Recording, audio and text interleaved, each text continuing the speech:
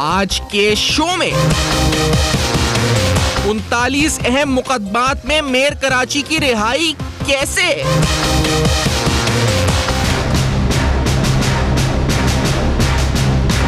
जब उनको 23 केसों का पता था तो इन दो का भी पता होगा। जब इंकिशाफ होगा तभी तफ्तीश होगी ना। मुकदमात में नामजद मुल्जिमान की रिहाई क्या नाकिस प्रोसिक्यूशन वजह?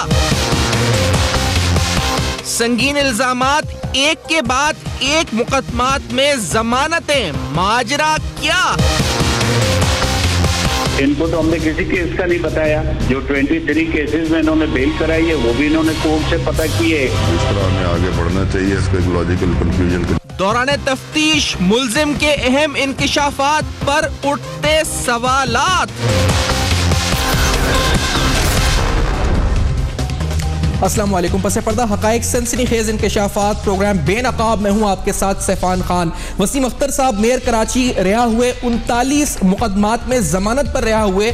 आज अब्दुल कादिर पटेल पाकिस्तान पीपल्स पार्टी के सीनियर रहनुमा आज वो रिहा हुए। इससे पहले डॉक्टर आसिम इसी दहशतगर्दों के मुआवजे के हवाले से केस के अंदर 1 नवंबर 2016 उनको जमानत पर इस केस के अंदर उनको जमानत मिली। और उसके साथ रऊफ सिद्दीकी साहब, अनीस कायम खानी साहब पाकिस्तान पार्टी के, उनको भी इस केस में जमानत मिली। इंपॉर्टेंट सवाल ये है कि जो संगीन इल्जामात कराची ऑपरेशन जब से शुरू हुआ है, जब से लगते हुए आ रहे तवातुर के साथ, वसीम अख्तर साहब के हवाले से अगर बात कर लें तो वसीम अख्तर साहब पर इल्जाम 39 केसेस के अंदर में से 27 केसेस ये थे कि आपने इश्तियाल अंगेज तकारीर के हवाले से केसेस थे, जिसमें एक केस जो था वो दहशतगर्दों के मुआवजे के हवाले से डॉक्टर आसिम का जो केस था उसमें उनका नाम था।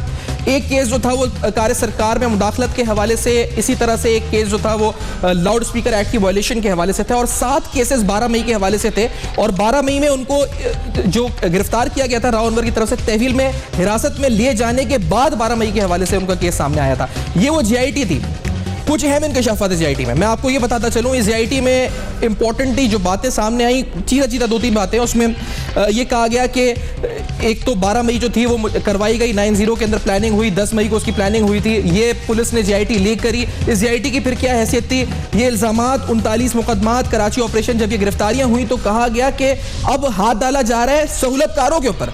तो सहूलतकारों पे हाथ डाला जा रहा है और मावनीन पे हाथ डाला जा रहा है जब इंपॉर्टेंट पॉलिटिकल पर्सनालिटीज गिरफ्तार हुई। लेकिन क्या कराची ऑपरेशन पर बड़े मुतनाज़ा सवालात उड़ गए हैं? जिस तरीके से लोग गिरफ्तार हुए, उन पर इल्जामात लगे, उनकी जीआईटी सामने आई और आज सब रिहा हो रहे हैं। आखिरकार हो क्या रहा है? कराची ऑपरेशन का मुस्तकबिल क्या है? कराची की सियासत का मुस्तकबिल क्या है? मुत्तहिदा पाकिस्तान, मुत्तहिदा लंदन का मुस्तकबिल क्या है और होने क्या जा रहा है? After this very short break आज के प्रोग्राम में बेनकाब करेंगे, देखते रहेगा अब तक।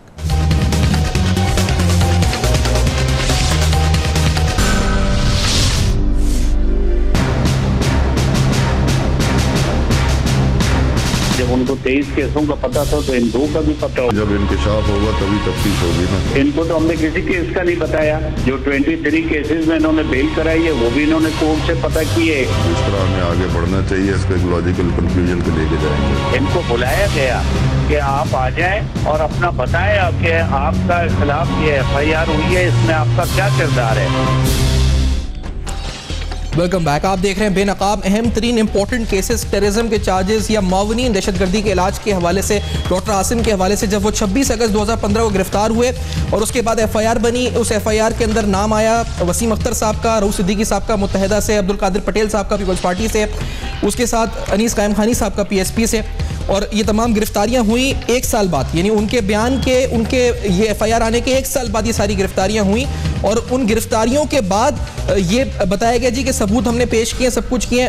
वसीम अख्तर साहब पे 39 मुकदमात थे, जिसमें 12 मई के मुकदमात भी कायम कर दिए गए। अब उन तमाम मुकदमात में उनको रिहाई मिली है। इस पर हमारी प्रोसिक्यूशन क्या कहती है? कराची ऑपरेशन में आखिर हो क्या रहा है? ये कोई डील हो रही है? ये क्या हो रहा है? सवालात बहुत सारे हैं। सेनेटर शाही सैयद साहब अवामी नेशनल पार्टी के सीनियर रहनुमा इस्लामाबाद में मेरे साथ मौजूद, जनाब खुर्रमशेर जमान साहब पाकिस्तान तहरीक इंसाफ के नुमाइंदे हमारे साथ कराची में मौजूद है। सूबे सिंध के MPA भी हैं सिंध असेंबली में। हमारे साथ जनाब सेनेटर सफदर अब्बासी साहब कुछ देर में, और वसीम आफ्ताब साहब पाक सज़मीन पार्टी के सीनियर रहनुमा मौजूद हैं। शाही सैयद साहब आपकी तरफ पहले बात को लाते हुए, सर कुछ ये इल्ज़ामात सुन के कान थक गए और इल्ज़ामात भी ऐसे ऐसे, जैसे मिसाल के तौर पे एक GIT सामने आई वसीम अख्तर साहब की, जब वो गिरफ्तार हुए डॉक्टर आसिम के केस में, उसके कुछ दिन बाद इस वक्त उनको हिरासत में जब लिया गया रावनवर साहब की तरफ से, तो एक GIT लीक की गई। उस GIT में कहा गया कि मुझे कायदे MQM ने कहा था कि इफ्तिखार चौधरी की रैली रोकनी है 12 मई को। मुझे ये कहा गया कि हाई कोर्ट का घेराव करना है जब 12 मई केस की समाअत शुरू होगी। मुझे ये कहा गया कि जानों का नुकसान भी हो तब भी हर हाल में रैली को रोक रहे हैं। मुझे ये भी पता है कि रॉ के ताल्लुकात हैं एमक्यूएम के बानी अल्ताफ हुसैन साहब से, ये भी उन्होंने कह दिया। उन्होंने तरदीद करी इन तमाम चीज़ों की, लेकिन पुलिस ने ये JIT जारी कर दी। सर अब वो रिहा हो गए हैं, पुलिस गलत थी क्या? कौन गलत है? सिस्टम गलत है? कौन गलत है कौन सही है? शाही सैयद साहब आपकी नज़र में? सबसे पहले तो मैं आपको शुक्रिया अदा करता हूँ, और हम ये समझते हैं कि यही वो बदकिस्मती है इस मुल्क की, इस शहर कराची का।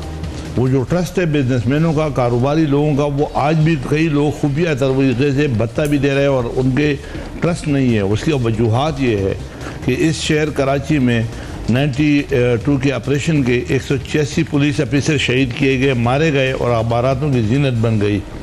12 मई का अभी जो FIR कटवाया गया या अभी जो वसीम अख्तर को अंदर किया, तो ये तो 2007 में होना चाहिए था। 2007 के बाद चलो 2008 में इलेक्शन हुआ और फिर दूसरी हुकूमत आ गई है, वो 5 साल भी। अभी 9 साल बाद एक केस में किसी को गिरफ्तार करना, इस तरह से डॉक्टर आसिम को कि हम इसके मास्टरमाइंडों को पकड़ना चाहते हैं जो दहशतगर्दी को फंड कर रहे हैं, नेशनल एक्शन प्लान पे हम एक्शन ले रहे हैं, तो पूरे पाकिस्तान की जो दहशतगर्दी हो रही है वो डॉक्टर आसिम पे आकर के रुक गई है।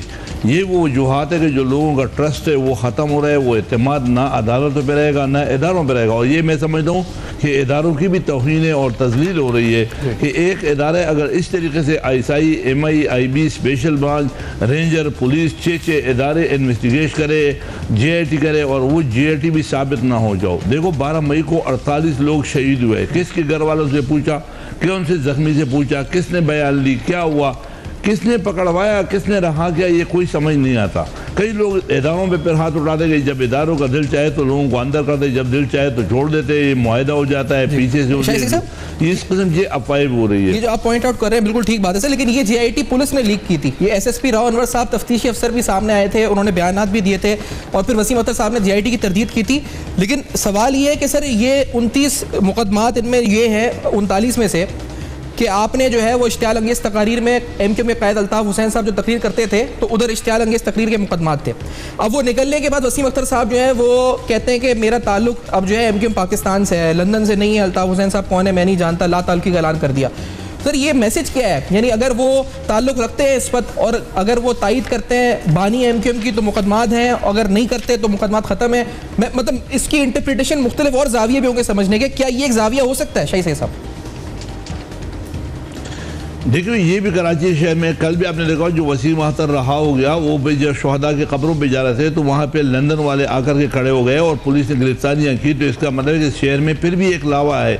हमें ये भी खौफ है कि ये आपस में लड़ न जाएगा, ये आपस में लड़ेगा तो भी इंसान मरेंगे, इंसानों की मौत होगी। मैं कौमियत पर बात नहीं कर रहा हूँ, कोई भी पार्टी होगा इस तरीके से ये जो हो रहा है, तो ये मैं समझता हूँ कि ये शहर के लिए भी सही नहीं है। और अभी भी कराची में बसने वाला सेटिस्फाई नहीं है, मुतमईन नहीं है। मैं खुद बजाते खुद मुतमईन नहीं हूँ इस हरकत से, इन सकनात से कि एक बंदे को राका एजेंट का हो, एक बंदे को इतना बड़ा इल्ज़ामात आ जाए कि जो इल्ज़ामातों में लोगों को कई साल पता ही नहीं चलता। लेकिन यहाँ पे जो राका एजेंट है या कहीं भी है, लेकिन अगर दिल चाहेगा तो वो कल फरिश्ता हो जाएगा, सर्विस स्टेशन में चला जाएगा, साफ़ हो जाएगा। वही बंदा जिसके ऊपर बल्दिया वाला केस है, वही बंदा जो 12 मई के है, वो बंदे जो 12 रबीउल के केस है, जो वकला जलाए गए। और फिर लोग सबसे बड़ी बात है कि इंडिया का जो राह का इन्फ्लुएंस बता रहा है और पार्टी के अपने अंदर हो। ये बातें जब हम कर रहे थे तो वो तो चलो कौमियत पे और पार्टियों पे, लेकिन अब तो मुस्तफ़ा कमाल ने जिस तरह से बातें बेनकाब की है, तो मैं ही समझता हूँ कि बहुत बड़ा अलमिया है कि उसके बावजूद भी सबूत नहीं। और सबूत न होने की वजूहत है कि पिछले 20-25 साल में कराची के अवाम के साथ, गवाहों के साथ बड़ा जुल्म हुआ। एक एक गवाह को चुन चुन के मारा। वली बाबर के 7 गवाह थे, 7 के 7 को मारा गया। पुलिस ऑफिसर शहीद हो गए। इस शहर में कौन शहीद नहीं हुआ? तो यही वजूहत है कि लोगों को ना ट्रस्ट है, ना भरोसा है और बदइत्मीनादी है। और कराची शहर में अगर वो उससे बता मांगने वाला बता नहीं भी मांग रहा तो खुद बता दे रहे कि भाई कल क्या होगा, कल कौन आजाद होगा। कभी गैंगवार बनाए जाते हैं, कभी पार्टियों को करते हैं, कभी टारगेट किलर हो जाते हैं। ऐसे भी लोग हैं जो 212 मर्डर में इन्वॉल्व थे, वो भी रहा हो गए। अब अफसोस की बात हुई, अजमल पहाड़ी जैसा बंदा जो 100 मर्डर मार चुका था, उनको भी गवर्नर साहब ने वो पेरोल पे रखा करके फिर वो बाकी फिर बाद में आकर लोगों को मारता रहा। तो ना गवर्नर से पूछा गया, ना आपसे पूछा, ना मुझसे पूछा कि बंद भी हुआ, रहा भी होगा, ये है क्या? ये ड्रामा ही नजर आता है। खुर्रम शेख जमान साहब, ये एक तो अब्दुल कादिर पटेल साहब आज रिहा हुए हैं, शहजाद कॉमरेड कहते हैं उन्होंने इलाज कराया था, डॉक्टर आसिम के अस्पताल से इलाज करवाया था, फ़ोन किया था डॉक्टर आसिम को। अब शहजाद कॉमरेड के हवाले से भी जो सबूत पेश किए गए उन पर सवालात उठते हैं। दूसरा, वसीम अख्तर साहब के हवाले से किसी बिलाल नाम के आदमी का कहा गया कि उसका इलाज कराया गया। क्या जानबूझ के सबूत ऐसे दे जाते हैं? क्या जानबूझ के केस वीक बना दिया जाता है कि आप केस ही आगे बढ़ा ना सके? क्या होता हो क्या रहा है आखिरकार? कोई डील हो रही है? क्या हो रहा है आखिरकार मामला? देखिए, जो मुझे नज़र आ रहा है आज तो जो एक कौम को जो मैसेज मिला है वो ये मिला है कि हमारे मुल्क में जो GITs हैं, जो जॉइंट इन्वेस्टिगेशन टीम है, जिनके ऊपर लाखों करोड़ों रुपए खर्च किया जा रहा है, वो सिर्फ एक ड्रामेबाजी है। या तो जनाब की GITs सारी झूठी हैं, या तो ये लोग सारे सच्चे हैं या वो झूठे हैं। दोनों में से कोई शख्स एक ऐसा है कि जो झूठ बोल रहा है और कौम के साथ खेल रहा है। आवाम को ये मैसेज दिया जा रहा है कि यहाँ पे मुकमका हो जाता है, यहाँ पे डील्स हो जाती हैं। मतलब हम ये देख रहे हैं कि जिसको अपना सियासी मुफाद देखना हो, जिसको अपने आने वाले इलेक्शंस के अंदर अपनी किस तरह सेटिंग बनानी है, उस तरह मामला को लेके चले जाता है। सबसे बड़ी सैफान उसके अंदर वजह यह है कि जो हमारा प्रोसिक्यूशन का सिस्टम है उसके अंदर अमेंडमेंट्स रिक्वायर्ड है, उसके अंदर ज़रूरत है कि चीज़ों को ठीक किया जाए। शाहिद सैयद साहब जिस तरीके से फरमा रहे थे कि जिस तरीके से प्रोसिक्यूशन के निज़ाम पे तो हम बात करते रहते हैं, निज़ाम पे खुर्रम साहब कोई और मामला इस पता है कि जो मतलब जिस तरह मैंने पहले कहा कि जब उन्होंने अल्ताफ़ हुसैन का नारा लगा रहे थे, मुकदमात कायम हो रहे थे, MQM पाकिस्तान ज्वाइन करी, मुकदमात ख़त्म। एक मैसेज है, मैं मतलब ये नहीं कह रहा कि आप, और ये हरगिज़ अदलिया पे नहीं, सवाल प्रोसिक्यूशन पर ही है कि आपने केस जो लड़ने जा रहा है उसमें सबूत ही नहीं फराम करने आगे। सवाल डील हो रही है, क्या हो रहा है? सवाल तो हम प्रोसिक्यूशन से ही करेंगे ना, हम तो अदालतों से सवाल करेंगे कि जनाब की GITs थी, मतलब आपकी रेंजेस भी झूठी है, आपकी पुलिस भी झूठी है, आपके जो इन्वेस्टिगेशन इदारे हैं वो भी झूठे हैं। तो सवाल यह है कि सूबे सिंध जो है, हम आवाम की जान और माल की इतनी मेहनत का जो पैसा है वो क्यों इन इदारों के ऊपर खर्च करें जब हर चीज़ झूठी है। अब रही इनकी वसीम अख्तर की बात, तो देखिए 39 केसेस हैं जो इनके ऊपर थे और उन सबसे बरी होकर बाहर आ गए। तो आपने कौम का इतना वक्त क्यों ज़ाया किया? एक शख्स का इतना वक्त आपने ज़ाया क्यों किया? उसके बाद कादिर पटेल साहब हैं, वो भी बाहर आ गए हैं। उसके बाद अनीस कायम खानी, वो भी बाहर आ गए हैं। सब साफ़ सुथरे होकर हर कोई बाहर आ गया है। तो इसका मतलब है कि इनके ऊपर कोई केस नहीं था, ये कोई सियासी इंतकाम आप ले रहे थे। और जो इल्ज़ामात वसीम अख्तर ने आपकी सिंध हुकूमत के ऊपर लगाए थे वो आज क्या सब सही साबित हो गए हैं। तो बेसिकली हो रहा कौन है? बेइज्जत हो रही है आपकी हुकूमत, बेइज्जत हो रही है आपका पूरा डिपार्टमेंट, आपका सिस्टम जो है वो बेइज्जत हो रहा है। इसका मतलब है कि आप मुकम्मल तौर पर फेल हो गए हैं। करोड़ों रुपए आप खर्च करते हैं इन प्रोसिक्यूटर्स के ऊपर और वो जो हैं कोर्टों के अंदर आते ही नहीं है। जब केसेस होते हैं, कितनी सारी चीज़ें इसी तरीके से वो पेंडिंग है। लेकिन जो मुझे नज़र आ रहा है सैफान, साफ और बिल्कुल क्लीन अल्फाज के अंदर कि 2018 के इलेक्शंस की तैयारी हो रही है, यहाँ पे आपस में मुकमका हो रहा है।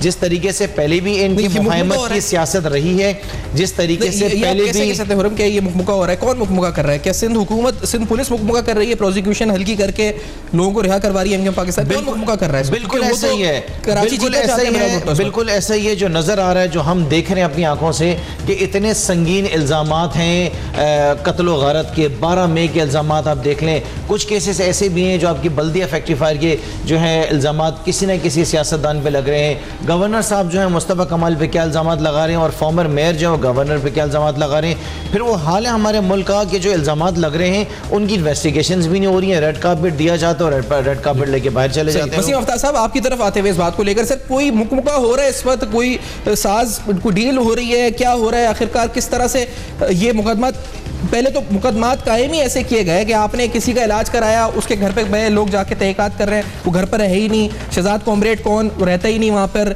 बिलाल कौन, जिसका वसीम अख्तर साहब ने इलाज करवाया डॉक्टर आसिम के अस्पताल से, उसका पता नहीं। ये केसेस ही जानबूझ के कैसे वीक बना दिए जाते हैं कि बंदा पहले ही छूट जाए और फिर हीरो बन के निकले अदालत से, जेल से।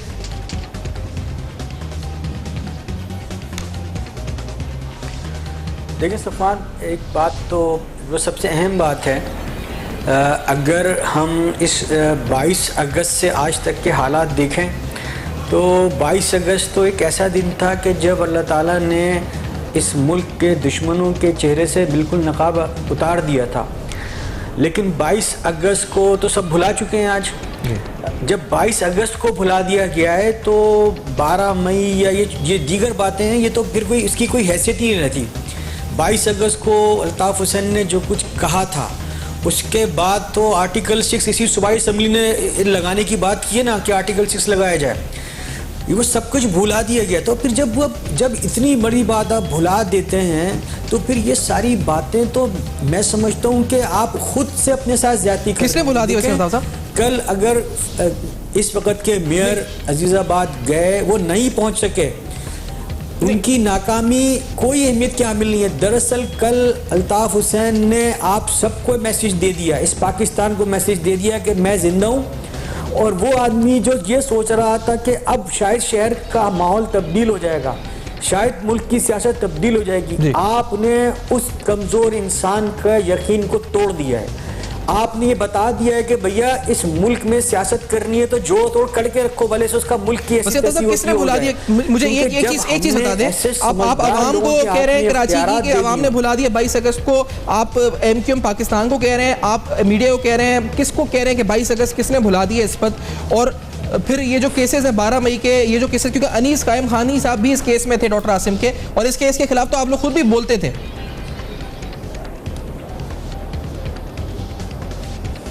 देखें, ये जो इस केस की जो डॉक्टर आसिम वाली है, उसके अंदर तो सिर्फ यही है ना कि उन पे इल्ज़ाम आते हैं और ये भी केस चल रहा है, इसलिए भी कोई रिहाई जो बेल पर आएंगे सारे जितने भी लोग। एक बात मैं ये कह रहा हूँ कि देखें, आम आदमी की बात नहीं कर रहा हूँ। आर्टिकल 6 लगाना वफाकी हुकूमत की जिम्मेदारी है। क्या उस पर कोई एक्शन होता हुआ नजर आ रहा है? क्या कोई हलचल आपको महसूस हो रही है कि कुछ ऐसी हो रही है? वो तो सारी सब कुछ कर रहे हैं। तो आम आदमी, भाई मैं और आप हुकूमत नहीं है, मेरे और आपके पास इख्तियारात नहीं है, ये इख्तियारात हुकूमत के पास है, चाहे वो सूबाई हुकूमत हो कि वो सूबाई हुकूमत क्या करेगी, वफाकी हुकूमत क्या करेगी। मैं इस पॉइंट में मजीद आता हूँ। आपने कहा एक मैसेज दिया है एमक्यूएम के बानी अल्ताफ हुसैन शाही सैयद साहब ने कहा खतरा तसादुम, क्या वाकई में तसादुम जो कल कराची की सड़कों पर नजर आए, इस पर बात करेंगे। वसीम अख्तर साहब के केसेस डिटेल वाइज कुछ और डिटेल्स आपके सामने रखेंगे कि आखिरकार ये नाकिस तफ्तीश, नाकिस तहकीकात, नाकिस प्रोसिक्यूशन का सरचश्मा जो हमें नजर आ रहा है या फिर कोई और मामला है। After this very short break देखते रहेगा अब तक।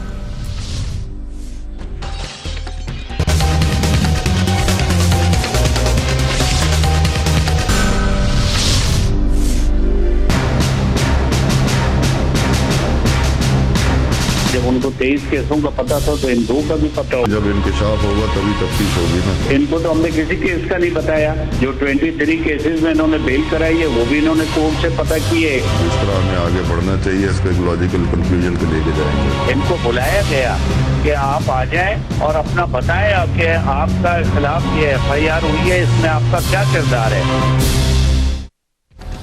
Welcome back. आप देख रहे हैं बेनकाब अहम तरीन केसेस, अहम तरीन शख्सियात, अहम तरीन सियासी शख्सियात गिरफ्तारी होती है तो कहा जाता है कि अब ऑपरेशन तेज हो गया है, सहूलतकारों पे हाथ डाला जा रहा है, और उसके बाद मुकदमात कायम होते हैं, GITs लीक होती हैं, GITs में संगीन इल्ज़ामात लगते हैं, और उन संगीन इल्ज़ामात के बाद फिर जमानतें होती हैं या फिर बरी हो जाते हैं, मामला आखिर बढ़ के तरफ रहे। सेनेटर सफदर अब्बासी साहब, आज पीपल्स पार्टी के अब्दुल कादिर पटेल साहब भी जो है रिहा हो गए। वसीम अख्तर साहब पे 39 मुकदमात थे, वो भी रिहा हो गए। 7 मुकदमात 12 मई के थे। राउरमर साहब ने बड़ी GIT दे दी थी और उसमें बड़े बड़े इल्ज़ामात लगा दिए थे। ये सब क्या मजाक हो रहा है? आखिर हो क्या रहा है इस वक्त, ये इंसाफ के नाम पर या फिर ये प्रोसिक्यूशन के नाम पर? अब्बासी साहब देखें जी, सवांदा बात ये कि ये जब मामला उस वक्त जब चल रहे थे और ये केसेस इंस्टीट्यूट हो रहे थे, उन दिनों भी आपको अगर याद होगा तो एक बड़ी सीरियस किस्म की कन्फ्रंटेशन चल रही थी सिंध हुकूमत और रेंजर्स के दरमियान। पाकिस्तान रेंजर्स थे, उनके और सिंध हुकूमत के दरमियान बड़ी एक सीरियस कन्फ्रंटेशन चल रही थी, और सिंध हुकूमत जो है मुसलसल जो है अंडरमाइन कर रही थी रेंजर्स के इख्तियारात को भी, और उसके अलावा उस ऑपरेशन को भी जो ऑपरेशन चल रहा था। तो आज जब हम दोबारा यहाँ पे बैठे हैं तो यकीनन वो सारे असरात जो है ना अब सामने आ रहे हैं, और फिर हम बड़े अरसे से जो है इस बात के जो है तमाम जितने भी सियासी लोग हैं या जितने भी आप लोग हैं, मीडिया के लोग हैं, एक बात पे जो ना हमेशा जो ना कहते हैं कि जी मुल्क के अंदर कोई प्रॉपर इन्वेस्टिगेशन नहीं होती, कोई प्रॉपर प्रोसिक्यूशन नहीं होती, जो जजेस हैं उनकी कोई प्रोटेक्शन नहीं है, विटनेसेस की कोई प्रोटेक्शन नहीं है। तो मैं समझता हूँ कि सारे अमल के अंदर ये तमाम चीज़ें जो हैं ये मिल मिला के जो है ना उसका जवाब यही पैदा करती हैं कि at the end of the day जिन जिन पे इल्ज़ामात लगते हैं वो या तो प्रूव नहीं होते या फिर वो इल्ज़ाम जो लगाए जाते हैं उनका कोई बेसिस नहीं होता। तो मैं समझता हूँ कि ये सारे अमल जो है ना गुज़िश्ता मैं समझता हूँ कि 30-40 साल से तो तकरीबन ये चल रहा है कि ये केसेस इंस्टीट्यूट होते हैं और केसेस फिर नॉन प्रोसिक्यूशन में या मेल प्रोसिक्यूशन में या जो है ना सही तरह उसके पर कोई अमल दरामद नहीं होता तो वो केसेस ख़त्म हो जाते हैं। मेरी नज़र में एक तो ये चीज़ें जो मैंने आपके सामने बयान की और फिर मैं समझता हूँ कि 27 नवंबर जिस तरह आगे बढ़ रही है तो यकीनन जो लोग ये भी सोच रहे हैं कि जी ये कराची ऑपरेशन आने वाले दिनों में 27 नवंबर के बाद उसकी क्या हैसियत रहती है या क्या उसकी जो ना साख्त बनती है, किस तरीके से वो ऑपरेशन चलता है, इसके ऊपर भी जो है ना बहुत से सवालात हैं। तो मैं ये समझता हूँ कि जनरली जो है ना वो जो एक मुखासमत का एलिमेंट था सिंध हुकूमत और रेंजर्स के दरमियान और फिर जो ना जो क्योंकि इसमें सारे बहुत से सियासी लोग भी इन्वॉल्व थे और यकीनन जो ना उनकी प्रोसिक्यूशन सिंध हुकूमत और रेंजर्स के दरमियान नहीं। जब एमक्यूएम के वसीम अख्तर गिरफ्तार हुए, एमक्यूएम ने बार-बार कहा हमें दीवार से लगाया जा रहा है, हमारे मेयर के साथ ज्यादती की जा रही है। अनीस कायम खानी साहब के मामले पीएसपी ने आवाज उठाई कि ये मुकदमात गलत है, उन्होंने कभी कुछ किया ही नहीं, ऐसा इलाज कराया किसी का, डॉक्टर आसिम से रब्ता ही नहीं किया। इसी तरह पीपल्स पार्टी ने डॉक्टर आसिम की गिरफ्तारी पर सिंध हुकूमत सामने आ गई थी रेंजर्स के, तो सियासी तौर पर तो जिसकी भी गिरफ्तारी हुई उसने मुखालफत करी है जब ये गिरफ्तारियां सारी हुई थी। देखिए जी उसमें मैं समझता हूँ कि बुनियादी बात ये थी क्योंकि डॉक्टर आसिम पे इल्ज़ाम लग रहे थे, अब उसमें हकीकत कितनी है इसके बारे में तो मैं नहीं कह सकता क्योंकि वो लग रहे तो ये सारे उसी के शाखसाने हैं ना, ये सारी की सारी जो आज अगर रिलीज़ हो रही है तो अल्टीमेट बेनिफिट उसका किसको जाएगा, बड़ा क्लियर है कि अल्टीमेट बेनिफिट इसके अंदर अल्टीमेट बेनिफिशियरी कौन होगा, वो बिल्कुल सामने बात है। यहाँ है मेरी नज़र में जो ना वो जो कन्फ्रंटेशन का एलिमेंट था उसके नतीजे में जो है ना जो चीज़ आगे चलनी थी जिस अंदाज में वो नहीं चल सकी और बहुत से लोग ये सियासी लोग थे और मैंने ये भी नहीं कहता कि इन पर इल्ज़ाम दुरुस्त थे क्योंकि आपकी तहकीकात भी यही बता रही हैं कि जी बहुत सी जगहों पे जिन लोगों के बारे में इल्ज़ाम लगाए गए वो जो ना वहाँ पे अवेलेबल नहीं थे उन एड्रेसेस के ऊपर। तो मैं समझता हूँ कि ये सारी की सारी चीज़ अल्टीमेटली जो हुकूमती उनसर है, जो हुकूमती तरीक़ेकार है जो इन चीज़ों को प्रोसिक्यूट करने का, उसके ऊपर एक बहुत बड़ा सवालिया निशान है कि जी जब लोग आप पकड़ते हैं और फिर इतने हाई प्रोफाइल लोग जब पकड़े जाते हैं और उसके बाद जो है ना वो जो है ना रिलीज़ हो जाते हैं केसेस से और उनके ऊपर केसेस नहीं जो ना साबित हो पाते तो ज़ाहिर है फिर वो ये कह सकते हैं कि यही कहेंगे कि जी ये झूठे केसेस थे जो हमारे पे बनाए गए। तो मैं समझता हूँ इस सारे अमल के अंदर बुनियादी तौर पर इस वक्त पाकिस्तान का जो क्रिमिनल जस्टिस सिस्टम है उसके ऊपर बहुत से सवालियात उठ रहे हैं और जिस तरीके से हुकूमतें चल रही हैं उसके ऊपर बहुत सवालियात। आपने एक बात करी कि तसादुम का खतरा, ये कराची शहर, ये वो सर मुझे ये एमक्यूएम लंदन एमक्यूएम पाकिस्तान, क्या आपको ये लग रहा है वसीम अख्तर साहब रिहा हो गए, फारूक सत्तार साहब गिरफ्तार नहीं हुए, मुकदमात और लोगों पे भी थे, कल भी जब क्लैश हुआ तो 7 एमक्यूएम लंदन के वर्कर्स को गिरफ्तार कर लिया गया, लाठीचार्ज वगैरह हुआ, तसादुम की फिजा हुई और इसी तरह एमक्यूएम लंदन के 2-3 रहनुमा कंवर खालिद यूनुस साहब, उसके अलावा डॉक्टर हसन जफर आरिफ साहब वो जेलों में इस वक्त हैं। तो ये कोई सियासत ने पाकिस्तान एमक्यूएम को कबूल कर लिया है, लंदन एमक्यूएम को कबूल नहीं किया है, ये मामला तो नहीं शुरू हो चुका है? सही साहब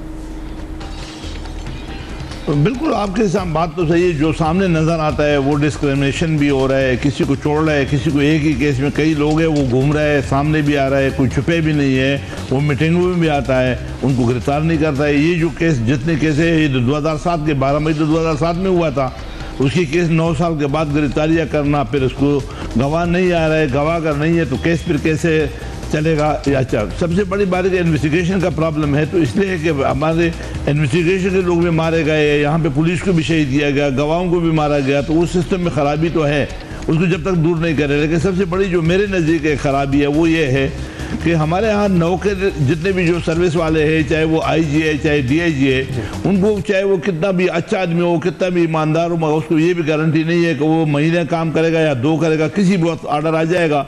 अगर हमारे सियासतदान राज़ी नहीं हुए, अगर हमारी जो सियासी लोग हैं वो अगर खुश नहीं हुआ उसकी फैसले से, तो वो किसी भी वक्त बदली हो जाएगा, वो अगर सच बोलेगा तो भी हटाया जाएगा। तो मतलब ये कि हर आदमी को कोई गारंटी नहीं है। जहाँ पे कम से कम जैसे चीफ सेक्रेटरी है, IG है, वो अच्छे लोग हैं, ईमानदार भी है, लेकिन कम से कम उसको भी मैं समझ गारंटी नहीं है। तो पुलिस वालों का भी दिल नहीं है कि वो गवाह ढूंढ ले, अपने लिए मसले बना ले, कल किसी ऊपर से ऑर्डर आ जाएगा कि नहीं भाई आपको ट्रांसफर हो गया। तो सबसे बुनियादी चीज सुबह में रावत साहब के बारे में आप क्या कहेंगे? शाह साहब रावत साहब के बारे में क्या कहेंगे? बड़ी फुर्ती उन्होंने दिखाई, उन्होंने गिरफ्तारी के फौरन बाद 12 मई का मुकदमा भी आ गया, एक JIT भी उन्होंने जल्दी से लीक भी करी, JIT बना के वसीम अख्तर साहब ने रद्द किया उसको, उसमें संगीन इल्जाम उन्होंने लगाए कि ये 12 मई अल्ताफ हुसैन साहब ने करवाई। राव अनवर को मैं काफी पुराना सबसे जानता हूँ, जैसे इंस्पेक्टर के जमाने से मैं जानता हूँ। राव अनवर उन ऑफिसरों में जो कि कराची में बचा हुआ कोई एक आधा ऑफिसर है वो इसमें वही राव अनवर बचा है। बाकी जितने भी लोग थे जो 92 ऑपरेशन में थे वो शहीद कर दिए गए। वो 186 लोग हैं जो पुलिस ऑफिसर थे जो 92 ऑपरेशन में था, उसमें से मेरे ख्याल में अगर बचा हुआ है तो राव अनवर ही बचा हुआ है। तो जाहिर बात है कि इस किस्म के इसने बलूचिस्तान में भी फिर सर्विस किया, फिर बाढ़ का भी तकलीफें भी इसको आई, अभी फिर उसको तकलीफ आई। तो यहाँ जो काम करेगा मैं समझता हूँ कि उसके लिए सज़ा और तकलीफ के अलावा और कुछ नहीं है। और जो लोग खामोश है बैठे हैं यहाँ पे पिछले अदवान, आज तो माशाल्लाह जो ऑपरेशन शुरू है कराची 2013 के बाद तो बहुत बेहतरी आई है। लेकिन 2013 से पहले अगर आप देखें तो पिछले 10-15 साल तो एक तंजीम के खिलाफ FIR ही नहीं कर सकता था, थाने में कोई जाता नहीं था। इससे जो पुलिस खुद भाई हमारा कोई काम नहीं तंजीम के खिलाफ कोई काम करे। तो लिहाजा ये बर्बरियत जो कराची शहर में गुजरी है, कराची में जो खून खराबा हुआ है, एक जो रजा खैदर शहीद हुआ, 97 पुख्तनों को मारा, किसने मारा, कहाँ मारा, यहाँ पे जितने वाक़यात हुए, सनहात हुए वो आपके सामने है। कोई आज तक वज़ीर बाबर के जो गिरफ्तार किए हुए कातिल वो सारी GIT भी हुए, उसके बावजूद गिरफ्तार नहीं होता है। मैं बोलो GIT क्या है?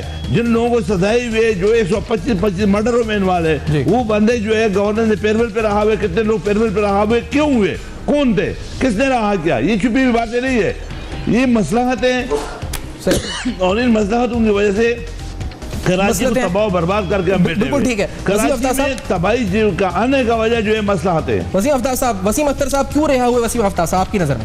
यानी रिहाई के पीछे कोई डील है? यहाँ पे खुर्रम जमान साहब ने अभी कह दिया कि मुकमुका है, मुकमुका कह लो आपने खुर्रम साहब। देखिए मैं आपसे एक बात कहूँ कि हमारी जो प्रोसिक्यूशन सिस्टम है वो बहुत ज्यादा वीक है। लेकिन आपने मुकमुका कह लो कहा था सर। 5 सितंबर 2013 को आपका कराची ऑपरेशन स्टार्ट हुआ था।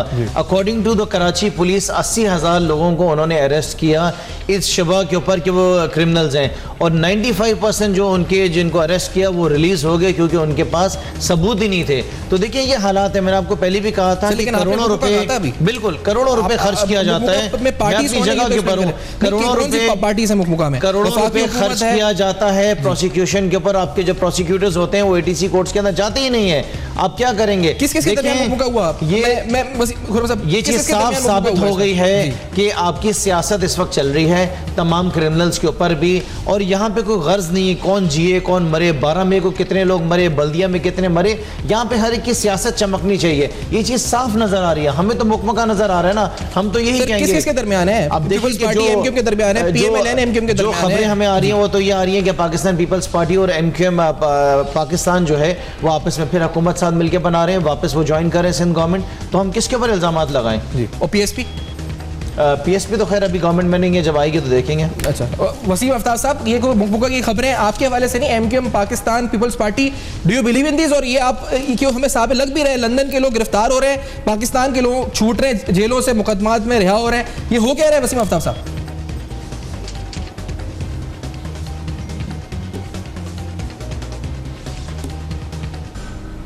आवाज़ मेरी इस पर नहीं पहुंच रही, शायद वसीम अफ्तार साहब तक आवाज़ पहुंचने का मसला है। लेकिन खुर्रम साहब ने जो बात की, शाही सही साहब, ये क्या हो क्या रहा है? कोई मुकमुका है, सियासी डील है, सियासत समझते हैं आप बेहतर, क्या हो रहा है ये?